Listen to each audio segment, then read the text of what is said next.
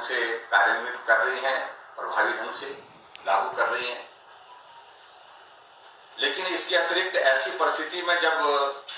कोई संकट का क्षण आता है, जब हमको लगता है कि ऐसे संकट में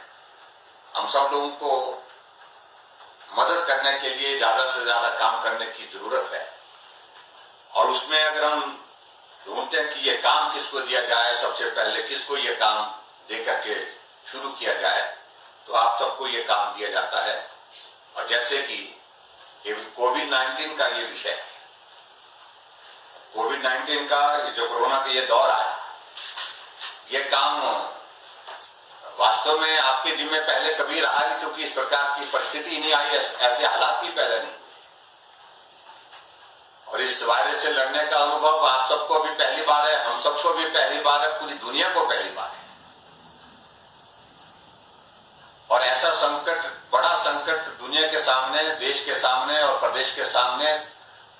आया नहीं है कभी। ऐसी परिस्थिति में जब संकट आया तो हमको यही लगा कि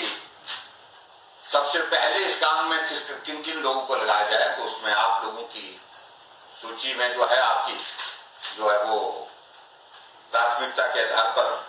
नाम आया कि आंगनबाड़ी वर्कर जो है वो विश्वास के साथ काम करते हैं, बेहतर ढंग से काम करते हैं, ईमानदारी से काम करते हैं, लगन के साथ काम करते हैं।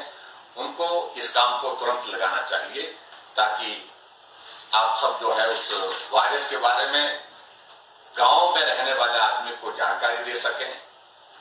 और जानकारी के साथ साथ में उससे बचाव के रास्ते क्या हैं, उन सारी चीजों को लेकर के उन तक उस जानकारी को पहुंचा सकें।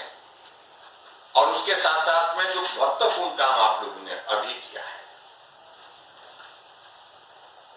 इस संकट के क्षण में, विशेष तौर से उसमें सबसे बड़ा जो हमारा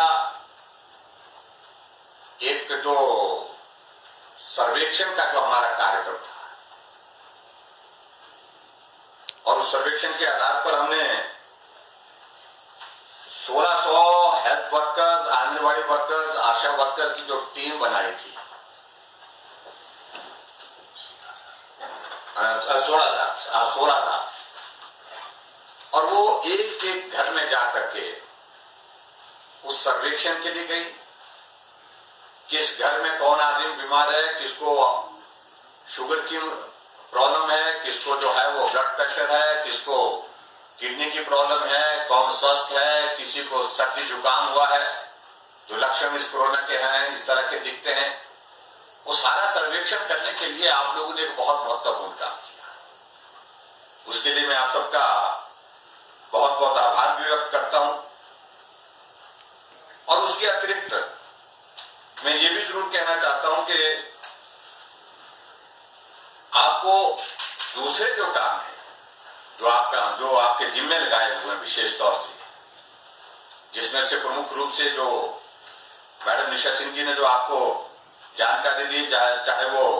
मातृ वंदना योजना है, मुख्यमंत्री कन्यादान योजना है, मदर टेरेसा का जो हमारा असहाय मातृ संबल योजना है, विधवा पुनर्विवाह का जो कार्यक्रम है, बेटी है अनमोल, इस योजना के अंतर्गत बेटी पढ़ाओ बेटी बचाओ, ये सारी बहुत सारी ऐसी एक्टिविटीज। और उसके साथ साथ में अभी आप लोग जिस प्रकार से, चाहे वो पोषाहार है, टीकाकरण है,